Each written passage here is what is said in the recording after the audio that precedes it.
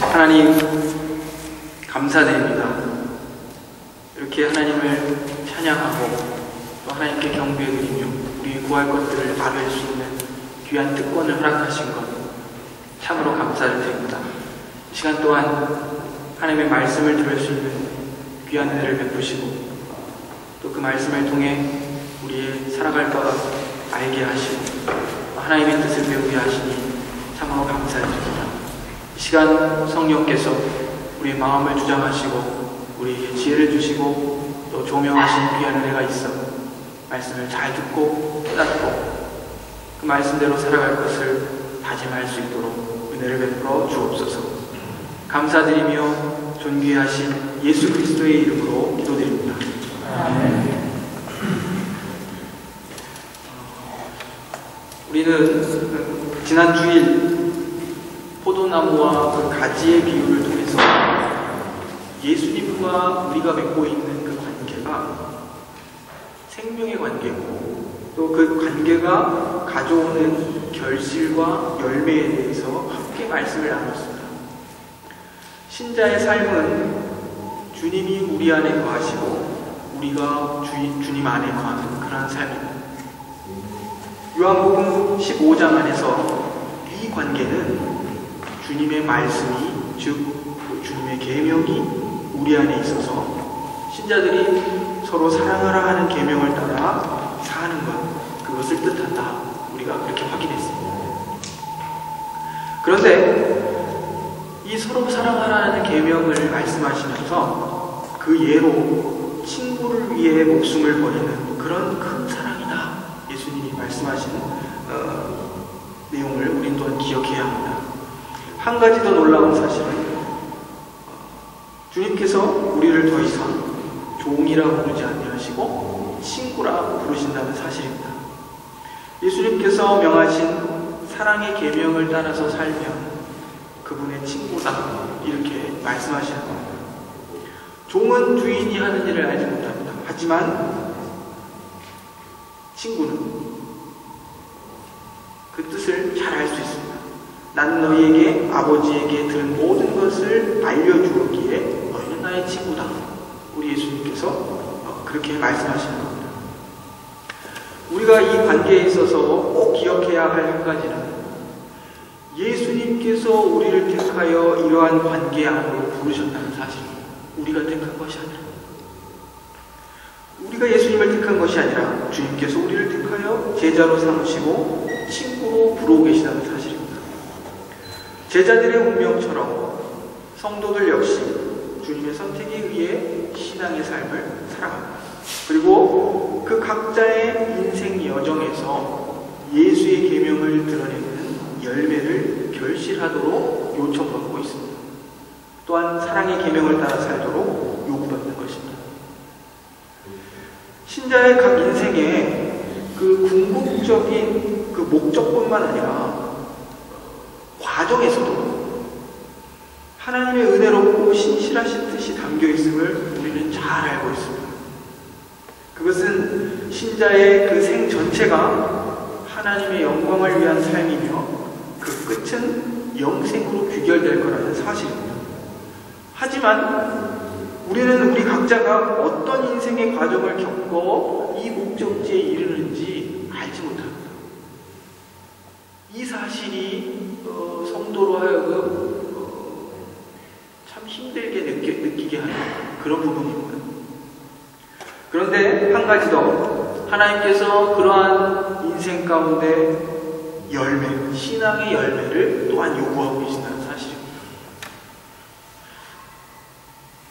우리가 궁극적인 신앙의 목적지는 알지만 어떤 과정을 거쳐가야 하는지 잘 알지 못하는데 그것도 굉장히 어떻게 보면 하나님이 계시기에 뭐 두렵지 않다 얘기하지만 실제로는 성도가 믿음을 발휘해야 할 영역입니다. 내가 당장 내 앞에 어떤 일이 일어날지 또 어떤 길로 가야 할지 어떤 선택을 해야 할지 알지 못하지만 믿음으로 그 길들을 걷고 한 발을 내딛고 또 어떤 선택들을 하고 살아가는 것이죠. 이것이 쉽지 않은 일입니다. 그런데 거기에다가 그 그 과정에서 항상 하나님이 기뻐하시는 열매를 내야 한다는 것이죠. 사랑의 열매, 혹은 거룩이라는 열매, 그것을 내어야 한다는 사실. 문제는 하루 앞을 내다볼 수 없고 힘들고 고생스럽고 사랑할 여유 갖기를 힘든 그런 인생 속에서 어떻게 신앙으로 살 수 있느냐, 또 어떻게 열매를 내야 하는가, 그것입니다. 그저 단순히 하나님께서 지혜와 능력을 주신다고 말하면 어떨 때는 참 막막할 때가 많습니다. 그래서 오늘은 그 구체적인 예를 우리가 잘 아는 요셉을 통해서 한번 확인해 보려고 하는 것입니다. 오늘 본문 말씀을 함께 읽은 것처럼 아버지 야곱이 죽었습니다. 아버지 야곱이 돌아가시자 요셉의 형들은 큰 두려움과 걱정이 생겼습니다. 이제 아버지가 계시지 않으니까 요셉이 40년 전의 일에 대해 그 형들에게 복수할까봐 두려웠던 것이죠. 40년 전에 어떤 일이 있었습니까? 요셉을 시기하던 형들이 그 요셉을 애국으로 팔아버렸죠. 죽이려 하다가 죽이지는 않고 애국으로 팔아버렸습니다.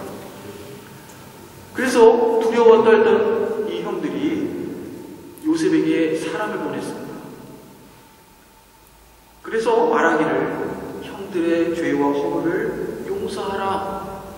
아버지께서 이렇게 유언하셨다. 그렇게 전하는 것입니다. 또한 자기들이 직접 또한 찾아와서 용서를 구하고 요셉 앞에 엎드려 눈물을 흘리며 자신들을 요셉의 종이라 이렇게 칭합니다.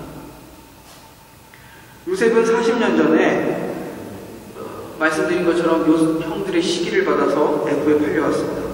그것은 요셉이 형들보다 아버지의 그 사랑을 많이 받았기 때문이죠. 거기다가 요셉이 꾼 두 가지 꿈때문에 그랬습니다. 첫 번째는 곡식단들의 꿈이죠. 요셉의 곡식단이 있는데 형들의 곡식단이 요셉에게 전하는 거예요. 그리고 또 한 가지 꿈은 해와 달과 11별이 있는데 그들이 요셉에게 또 전하는 것이죠. 이 가뜩이나 미움받고 있었던 요셉인데 꿈 얘기를 듣고 나니까 형들이 더 화가 나는 것이죠.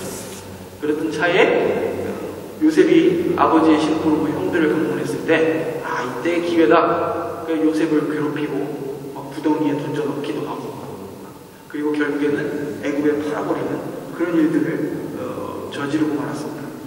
창세기 37장 20절에 보시면 형들이 요셉을 구덩이에 던져놓고 나서 이런 말을 합니다. 그 꿈이 어떻게 되는 것을 우리가 볼 것이다. 이를 갈고 있었던 것이죠. 네가 지금 꾼 꿈이 과연 이루어지나? 지금 너는 당장 여기서 죽게 생겼는데 꿈이 이루어지는지 한번 보자. 이런 말을 하는 것을 보게 됩니다. 얼마나 두려웠겠습니까? 자신들이 과거에 요셉에게 한 짓을 생각하면 두려웠겠죠. 그 후에 요셉의 삶은 고난과 억울함의 연속이었습니다. 우리는 요셉이 고난의 세월을 견디고 애굽의 총리의 자리에 올랐다. 여기에 관심을 갖는데 그것보다 더 중요한 것은 그 고난의 삶을 요셉이 견디고 이기고 다 흘려보낸 후에 자신의 인생을 하나님 앞에서 어떻게 해석하고 있는지 그것을 아는 것이 더 중요합니다. 앞에처럼 이해하면 다 그런 거죠. 고생과 어려움이 지나면 봄날이 오겠구나. 견뎠더니 더 큰 복이 있었다. 이런 정도가 아니라는 거죠. 성경의 교훈은. 이 인생을 통해서 요셉은 하나님을 배우고 하나님의 뜻을 배웠습니다. 여기에 우리의 관심이 있어야 한다는 것이죠. 이 큰 고생에 대하여서 요셉이 겪은 그 아픈 고난과 그 고생에 대하여 시편 105편이 이렇게 기록하는데 17, 18절을 보시면 이렇습니다. 요셉이 종으로 팔렸고 그 발이 착고로 인해 상하며 그 몸이 쇠사슬에 매였다. 곧 여호와의 말씀이 응할 때까지라 그 말씀이 저를 단련하였도다. 이러한 고생을 겪은 이후에 기적적으로 하나님의 섭리에 의해서 하나님의 그 놀라운 은혜에 의해 요셉은 죄수의 생활을 받고 애굽의 총리에 오릅니다. 그리고 이때 자기를 팔아버린 형들과 모든 식구들을 가나안 땅으로부터 살기 좋은 그 이집트의 그 고센 땅으로 이주해 오도록 합니다. 아버지 야곱이 살아계셨던 지난 17년 동안 요셉의 형들이 요셉을 그렇게 크게 두려워하지 않았습니다. 아버지가 계시니까. 그렇죠? 하지만 이제 상황이 달라졌습니다. 형들이 생각하기를 요셉이 아버지를 극진히 사랑해서 그동안은 자신들에게 복수할 수 없었지만 이제 아버지가 돌아가셨으니 요셉의 복수가 시작될 거다. 이렇게 생각하는 것입니다. 그래서 형들은 요셉에게 아버지의 간곡한 유언을 전합니다. 그리고 요셉을 찾아와 자신들의 그 지나간 과거의 죄와 허물을 용서해달라 이렇게 빌고 있습니다. 요셉은 형들의 이 말을 듣고 오늘 본문이 기록하기를 울었다 이렇게 기록하고 있습니다. 울었다. 요셉의 마음이 너무 아팠습니다. 그는 이미 17년 전에 형들의 잘못을 용서했기 때문입니다. 창세기 45장 4절로 8절 말씀을 보시면 이런 말씀이 있습니다. 함께 찾아보겠습니다. 창세기 45장 4절로 8절입니다. 창세기 45장 4절로 8절 말씀입니다. 제가 읽어드립니다.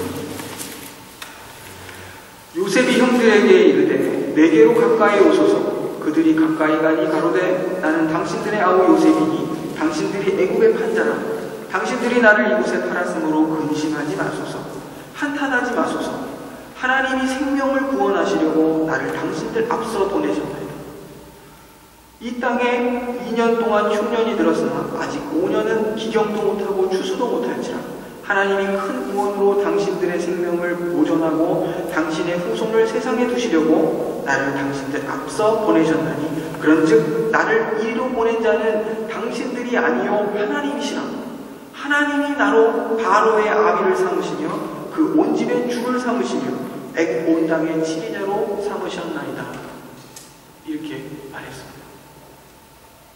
그럼에도 불구하고 요셉의 형들은 어땠습니까?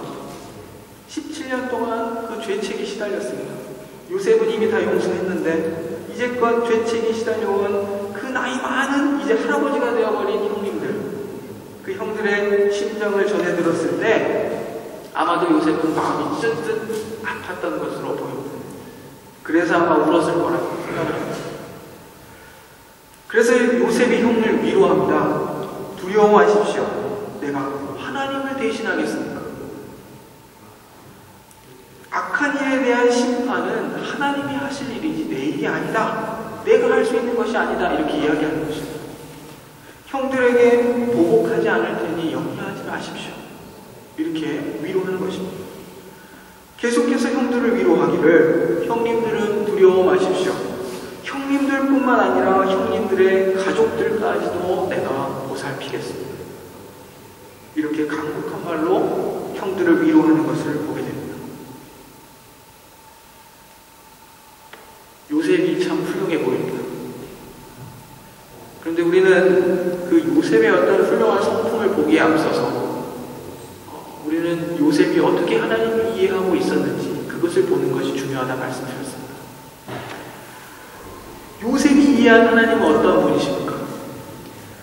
하나님은 어떻게 일하시는 분이십니까? 그분은 악을 선으로 바꾸시는 분이다. 오늘 본문이 기록하고 있습니다. 사람의 어떠한 악한 계획도 하나님의 계획을 방해할 수 없는 것입니다. 요셉이 그 옛날 17살 소년 때에 꾼 그 두 가지 꿈은 하나님의 그 장차 하나님께서 어떻게 구원의 일을 해나가심에 있어서 요셉을 사용하실 것인지 그것을 미리 보여준 계시였습니다. 요셉에게 계시하신 대로 하나님은 형들이 요셉에게 행한 그 악행마저도 선으로 바꾸셔서 하나님의 구원 계획을 위해 사용하셨다는 말입니다. 왜 하나님은 요셉에게 꿈을 통해 자신의 계획을 계시하셨겠습니까? 요셉의 신앙이 남달리 훌륭해서 그러셨겠습니까? 아니면 요셉이 하나님께 그만한 대접받을 만한 어떤 선한 일을 해서 그랬습니까? 그것이 아닙니다. 그 이유는 바로 하나님 자신의 그 신실하심과 진실하심 때문입니다. 좀 더 구체적으로 말씀드리면 이 약속은 이미 요셉의 증조 할아버지인 아브라함에게 하신 하나님의 그 자신의 약속이었습니다. 하나님은 아브라함에게 점차 가나안 땅을 주시겠다 약속하셨습니다. 그러나 그 이전에 400년 동안 다른 나라에서 아브라함의 후손들이 튼튼한 나라로 성장할 수 있도록 훈련 기간을 두시겠다 이렇게 말씀하셨습니다. 이러한 약속을 지키시기 위해 하나님께서 요셉을 사용하신 겁니다. 그 형들이 행한 악행마저도 바꾸어 놓으신 것입니다. 하나님이 인간이 아니시기에 자신이 하신 말씀을 반드시 지키시는 그러한 분이십니다. 하나님께서 수많은 사람 중에 아브라함을 택하셔서 그 귀한 약속을 주시고 많은 형제들 가운데 특별히 요셉을 뽑아 사용하신 이유가 무엇이었겠습니까? 그것은 전적으로 하나님의 은혜 때문입니다. 성경에서 하나님의 은혜를 할 때 그 은혜라는 말뜻은 우리 일상에서 쓰이는 그 의미와 조금 다릅니다. 은혜라는 말은 받을 사람이 전혀 자격이 없음에도 불구하고 하나님께서 자비하시고 그 긍휼을 베푸셔서 하나님의 사랑과 은총과 축복을 거저주셨다 이런 뜻입니다. 우리에게 전혀 원인과 이유가 없음을 분명히 기억해야 합니다. 내가 하나님 앞에 무엇을 해서 혹은 무엇을 드려서 축복을 받았을 것이라 생각한다면 그건 벌써 하나님의 은혜를 부인하는 것입니다. 지난 주간에 제가 저희 어머님과 잠시 통화를 하게 됐는데 저희 어머님 항상 그런 얘기 하셔요. 기도 많이 해야 한다. 기도 많이 해야 한다. 왜냐하면 제가 어머니 모시기 기도를 많이 안 하나 봐요. 그래 걱정하시는지 기도를 많이 해요. 근데 예전에 제가 20대 때 어머니가 하도 그렇게 잔소리를 하시니까 한번 다툰 적이 있어요. 뭐라 그랬냐면 어머니 기도한 만큼 하나님이 응답하셔서 지금껏 산다 그러면 살아남을 사람 아무도 없을 겁니다. 제가 하도 화가 나고 스트레스를 받아가지고 이러면서 나중에 사과드렸습니다. 어머니께. 무슨 말씀 드리려냐면 생각해보세요. 저희가 기도하는 것만큼 하나님 응답하시고 그것만큼만 은혜를 베푸신다면 여기 누가 안전하게 살아남겠습니까? 하나님 은혜가 얼마나 큰데요. 하나님이 뜻하신 것을 얼마나 신실하게 지키시는데요. 우리는 말 안 들어도 우리는 주님 뜻대로 잘 안 행해도 하나님이 뜻이 있고 의지가 있으셔서 반드시 그분이 목적하신 곳에 우리를 데려오시겠다 이렇게 말씀하십니다. 요셉의 인생이 그랬다는 것입니다.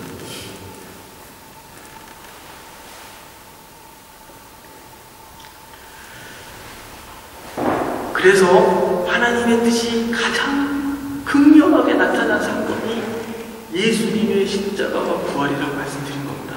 지난주에. 하나님 아버지의 가장 강력한 의지가 예수님의 십자가에 담겨 있습니다. 그 아들을 죽이시기까지. 오늘 성가대의 찬양에도 나오더라고요.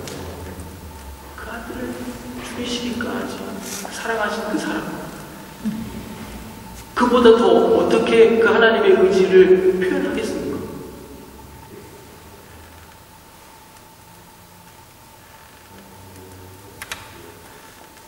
하나님께서는 사단의 온갖 위기와 방해와 또 그 백성들, 은혜를 받은 그 백성들의 그 무지와 불충성, 배반, 그 온갖 반대에도 불구하고 하나님은 그 약속된 메시아를 우리 가운데 주시고 그로 하여금 십자가를 지게 하시고 그를 다시 살리셔서 하나님의 구원의 계획을 이루셨다 이 말입니다.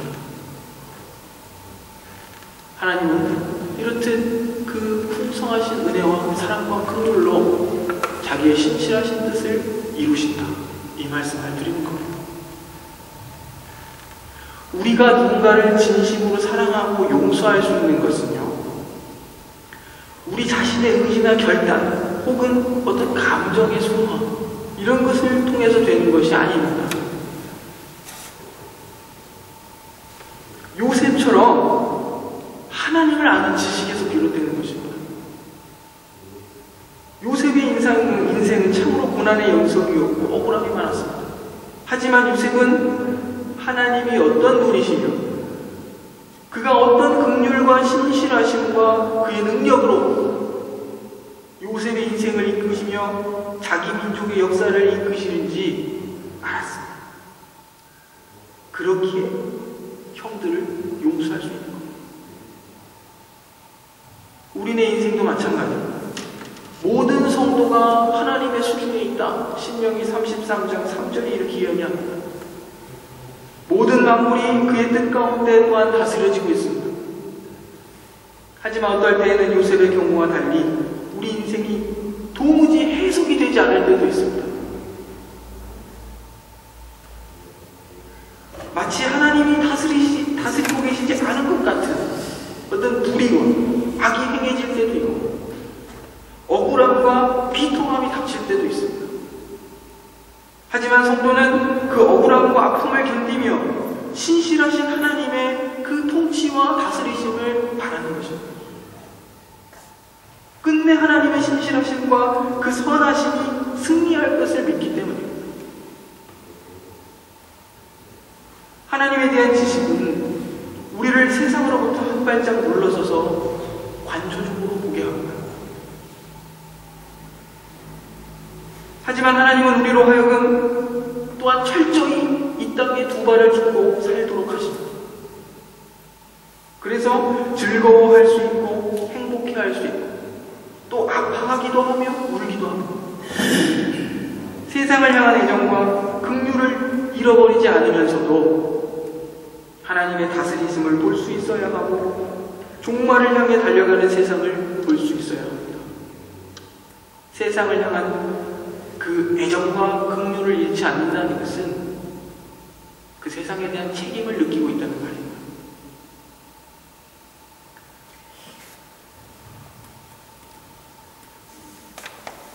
우리 믿음의 선진 중 한 사람인 그 요한 칼빈이 말하기를 이런 말을 했습니다.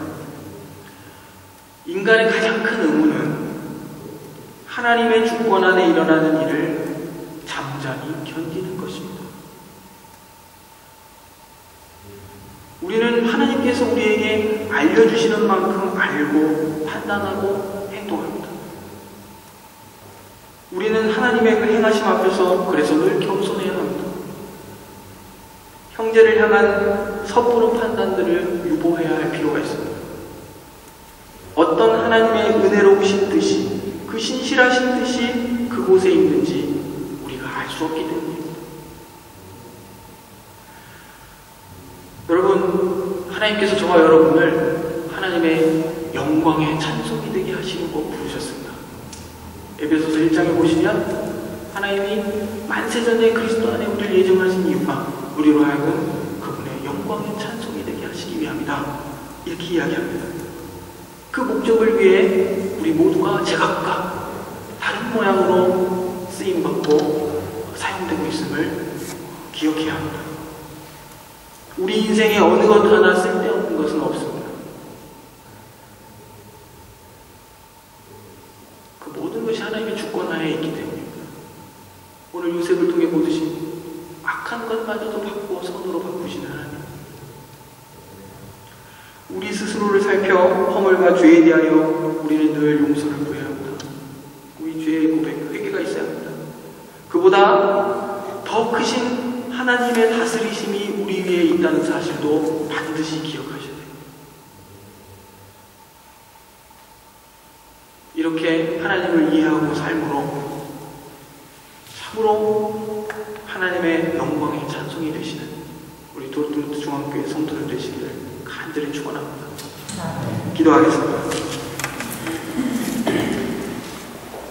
하나님 아버지, 당신의 선하심과 신실하심을 봅니다.